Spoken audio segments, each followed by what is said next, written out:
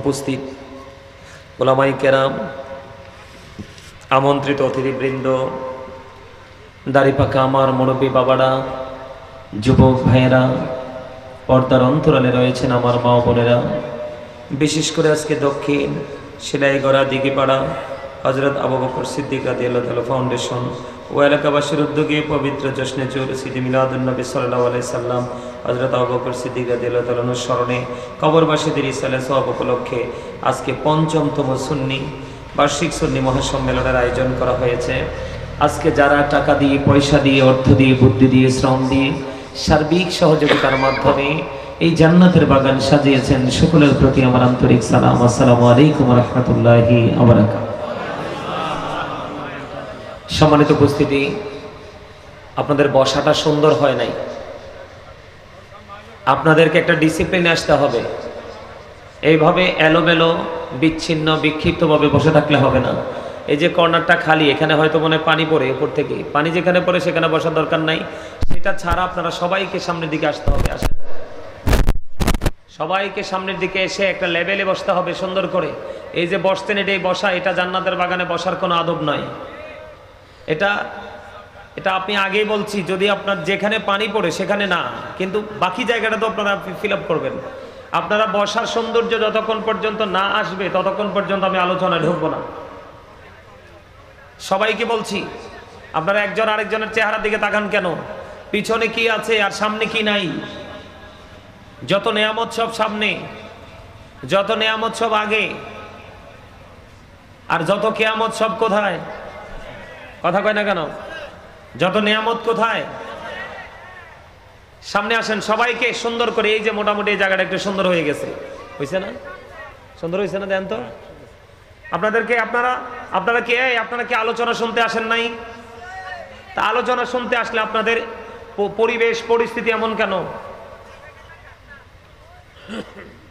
আপনাদের এই বছরেরটা সহ এই বছরের মাহফিলটা হলে পঞ্চমতম হবে, তার মানে 5 বছর ফিল আপ হবে, তাই না? তো বাকি 4 বছরে এখানে ওয়াজ হয় নাই। কথা বলেন, হয়েছে কিনা? এই মেয়ে, আপনারা কি কথা বলতে পারেন না? আপনাদের কি এই জবান কি আল্লাহ দিছে কি খাওয়ার জন্য? হ্যাঁ, খাওয়ার জন্য? অপ্রয়োজনীয় কথা বলার জন্য? মিথ্যা কথা বলার জন্য? চুগলখড়ি করার জন্য? মুনাফিকি করার জন্য? তো কি জন্য দিছে? আপনারা তো কেউ বলতে পারেন নাই।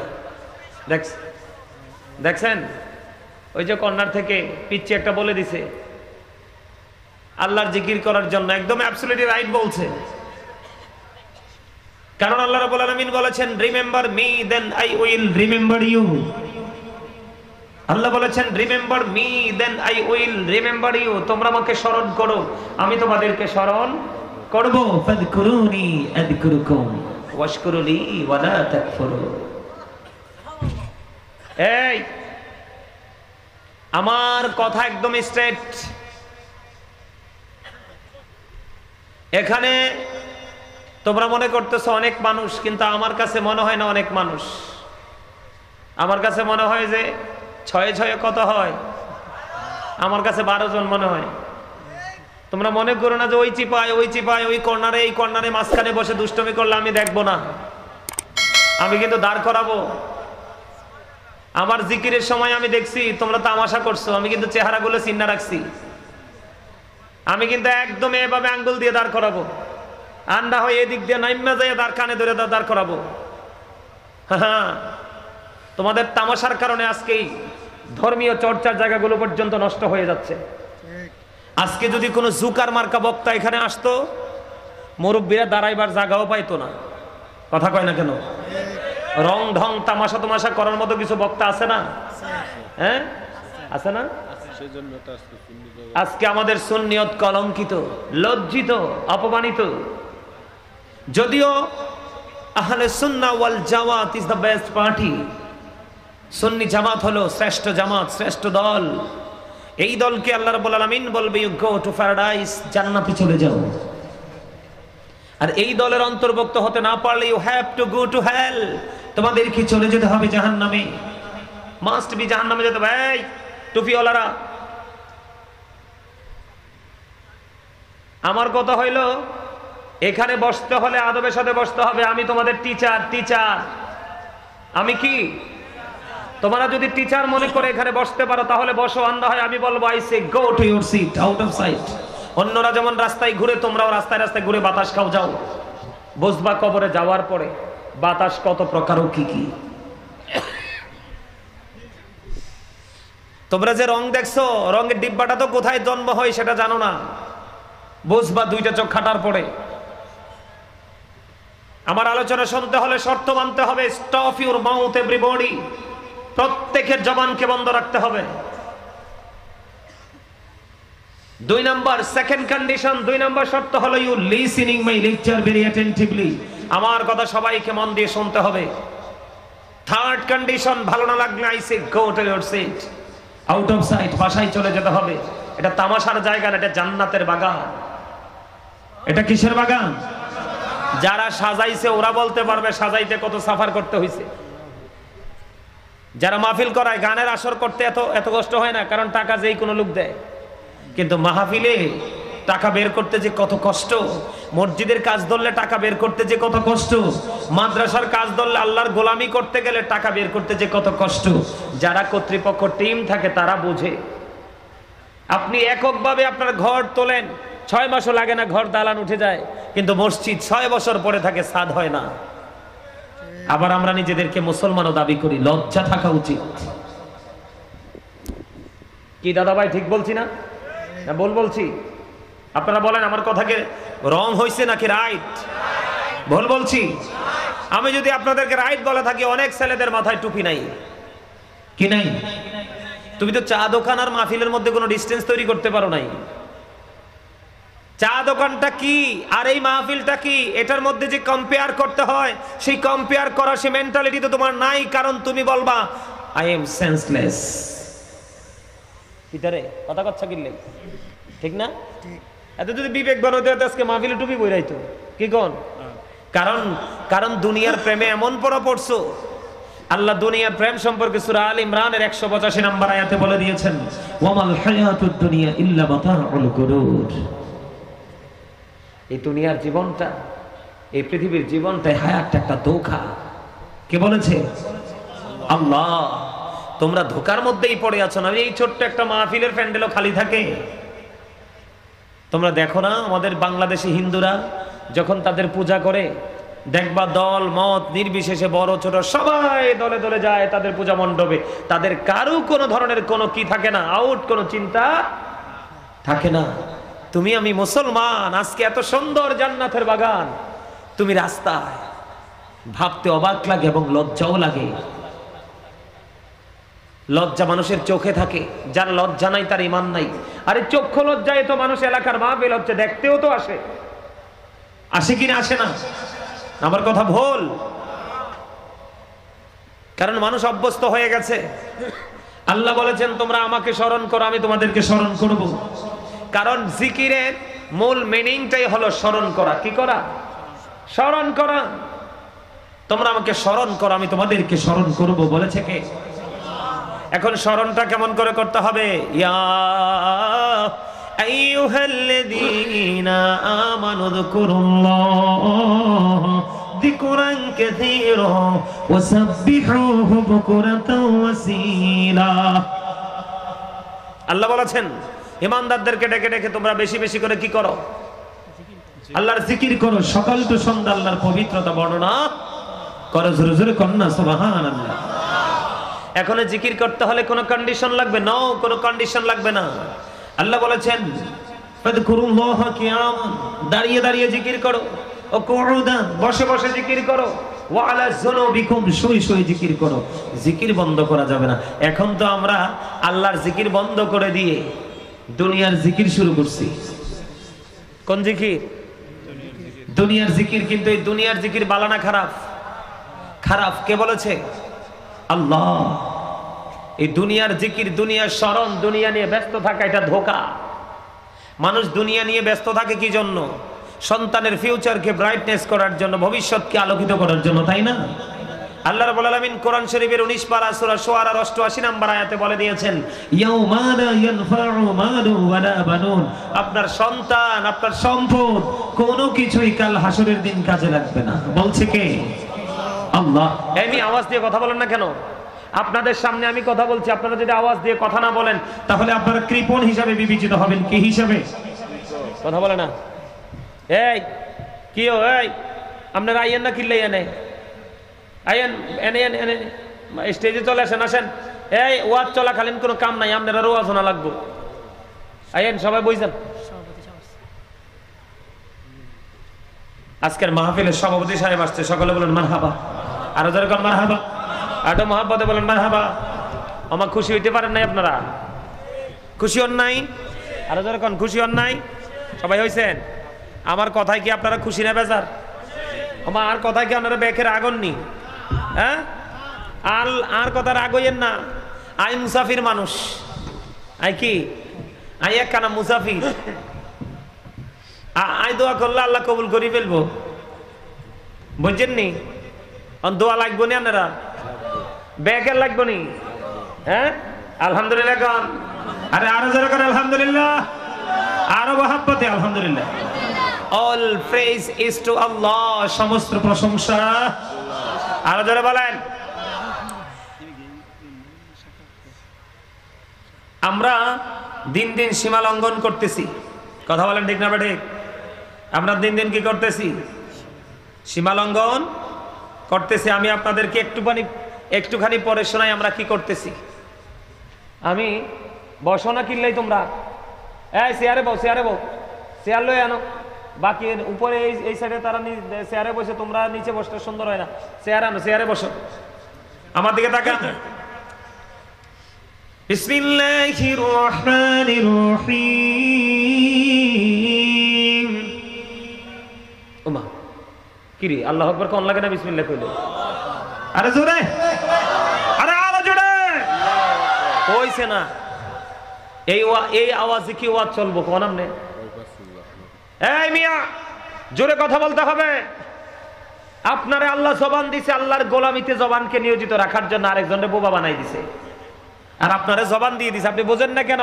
আপনি ওইটার চাইতে আপনি একটু কি মজার মানুষ না? কথা কয় না কেন? ভালো না?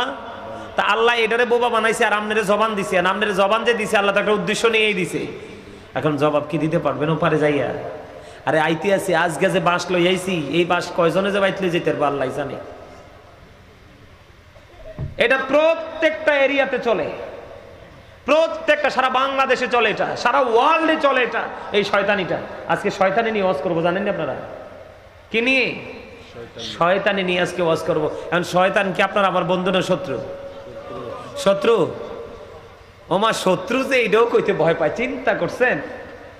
এই আল্লাহ রাব্বুল আলামিন বলেছেন, ইন্না শাইতানা লাকুম আদুওয়ুন ফাত্তাখিযুহু আদুওয়া।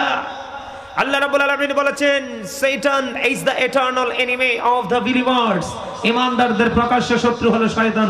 কিন্তু সত্যিকারের মুমিন যারা, সত্যিকারের আশিক রাসূল যারা, আল্লাহ রাব্বুল আলামিন তাদের সম্পর্কে ওয়াজ করে, যেটা অত্যন্ত মিষ্টি, ভেরি সুইট।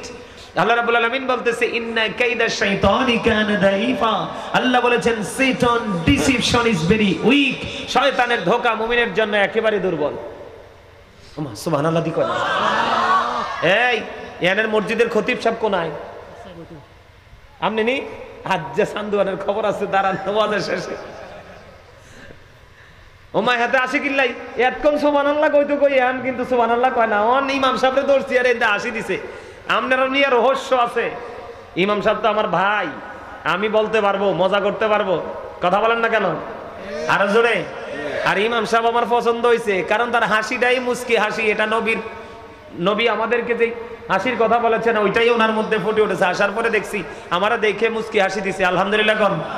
আরো জোরে। আপনার মুসল্লির লেগে জালিবাত রাখবেন প্রত্যেক জুমার দিন। আগামীকাল জুমার দিন তো আয়াত যে কই যাই, এই ব্যাকটেরি ফিরাইবেন জালিবাত দিয়া, ঠিক আছে? ডরায় ডরায় আর চাকরি চলে যাইব। দেখতে নি আমরা হাসতেও তো জানেন না, আমি হাসির জন্য কত রকমের কথা বলতেছি। হার্ট অ্যাটাক করে মরবেন তো। গোমরামুখী মানুষ হার্ট অ্যাটাক করে মরে, যেটা রাসূলের কথা। আল্লাহর হাবিব মানুষ সুস্থ থাকার জন্য যে অপশনগুলো দিয়েছে এর মধ্যে একটা অপশন হলো হাসি, ফ্রি জীবন, হাসি খুশি থাকা। কি কি আমার কথা আপনারা বুঝতেছেন? আমি আপনাদের কাছে অনেক দূর থেকে এসেছি ওয়াজ করার জন্য। মাঝে মাঝে কিছু কথা বলবো, হাসি দিবেন, হাসি দিলে আপনার ক্লান্তি চলে যাবে, ঠিক না? অনেক বেশি বোরিং যখন লাগে একটু পরে হাসলে কিন্তু একটু ফ্রি লাগে, ঠিক না? ঠিক। আরো জোরে, আরো জোরে, আরো জোরে। আমি যখন নামাজ পড়াইতাম আর মুসল্লি দেরি করে আইলে বাঁশ দিতাম। জুমার দিনে আপনার কি এর কাজ মিয়া? একবার দৌড়ছি এক সেক্রেটারি, বুঝছেন নি, প্রত্যেক জুমায় সবার পরে আইয়ে মানুষের কাঁধের উপরে লাভ দিয়ে সামনের কাতার আইয়ে। তা আমি কইলাম, সেক্রেটারি সাহেব, সব বে খাইবো ওটের গোস্ত, আপনি খাইবেন ডিম, এটা হইলো যে সেই লাগা লাগছে গায়ে, বুঝা লাগছে আসল কথা। কি কইছি বুঝতে পারছে? ইমাম সাহেব কখনোই আপনাদেরকে অ্যাক্টিভ করতে পারবে না যদি আপনারা অ্যাক্টিভ হওয়ার জন্য নিজেদের মধ্যে মানসিকতা সৃষ্টি না করেন। কি কইছি বুঝতে পারছে? আরো জোরে বলেন, বুঝতে পারছেন? জুমার দিনটা যেটা একটা মানে মজার দিন, আর একজন আলেম এরিয়ার মধ্যে একজন ইমাম সাহেব থাকে, একটা ইমাম সাহেব হচ্ছে আপনাদের জন্য নাজাতের উসিলা, এটা জানেননি আপনারা? আল্লাহ রাব্বুল আলামিন বলেছেন, এদিকে তাকান, আল্লাহ রাব্বুল আলামিন বলেছেন, join with my dear people, come to my paradise. Allah রাব্বুল আলামিন বলেছেন, join with my dear people, আমার প্রিয় লোকেদের সাথে যুক্ত হও, কাম টু মাই প্যারাডাইস, আমার জান্নাতে চলে আসো, ফাদখুলি ফি ইমাদি ওয়াদখুলি জান্নাতি। আল্লাহ বলেছেন এই সাধারণ মানুষের জান্নাতের দলিল হলো এই যে আপনাদের ইমাম সাহেব। আপনাদের নাজাতের দলিল কি? ইমাম সাহেব। আলেমদের সাথে সম্পৃক্ত থাকবেন, যুক্ত থাকবেন, তাদের কথাগুলোকে কাউন্টিং করার চেষ্টা করবেন এবং বের হওয়ার পরে এটাকে বাস্তব জীবনে বাস্তবায়ন করার চেষ্টা করবেন। বুঝে আসছে আমার কথা? আমার কথা বুঝে আসছে আপনাদের? আমি যেটা বলতে চেয়েছিলাম, আপনারা আমার দিকে তাকান, আমি সিরিয়াসলি ওয়াজে ঢুকতেছি, আমি আর এলোমেলো কথা বলবো না। বিসমিল্লাহ বলার কারণে কিন্তু আপনারা বলেন নাই, বিসমিল্লাহ বললে কি লাভ আছে না লস আছে? বিসমিল্লাহ বললে এত বেশি লাভ, হাসরের ময়দানটা কিন্তু অত্যন্ত ভয়ঙ্কর হবে। যেই ব্যক্তি প্রত্যেকটা পবিত্র কাজের আগে বিসমিল্লাহ শরীফ পড়বে, আল্লাহ রাসূল জানিয়ে দিয়েছেন তার জন্য কাল হাসরের দিন, কিয়ামতের দিন তার জন্য 4টা নহর বরাদ্দ হবে। কয়টা নহর? আরো যারা কয়টা নহর? একটা মধুর নদী, একটা দুধের নদী, একটা শরবতের নদী, একটা পানির নদী। আপনার যেটা মন চাই সেটা দিয়ে আপনি পান করতে পারবেন, আপনার জন্য কোন ধরনের কোন প্রতিবন্ধকতা থাকবে না। আওয়াজ তোলে বলেন না সুবহানাল্লাহ। মাশাআল্লাহ, 40% এসে গেছে। আওয়াজটা একটু স্মার্ট হয়েছে না? আবার হয়েছে না? হ্যাঁ, এমনি আওয়াজ দিবেন। আমি এত দূর থেকে আইছি, আওয়াজে ছুটে যান, আমার ক্লান্তি দূর হয়ে যায়। আর আপনি কোন তো আমি খাইছি কিছু আয়া কিন্তু খাইছিও না, আমাদের হুজুর সাক্ষী আছে। আইসি, ওযু করছি, কাফাগরি বিনছি, এসে গেছি। ওয়াজ করব মন প্রাণ খুলে, কারণ আজকে আমাকে যে বিষয়টা দিয়েছে মাহফিল কর্তৃপক্ষ, তাদেরকে আমি অন্তরের অন্তরস্থল থেকে আমি তাদেরকে মোবারকবাদ জানাই এই বিষয়টা দেওয়ার জন্য। কিন্তু এই বিষয়গুলো সহসা আমাদেরকে দেওয়া হয় না।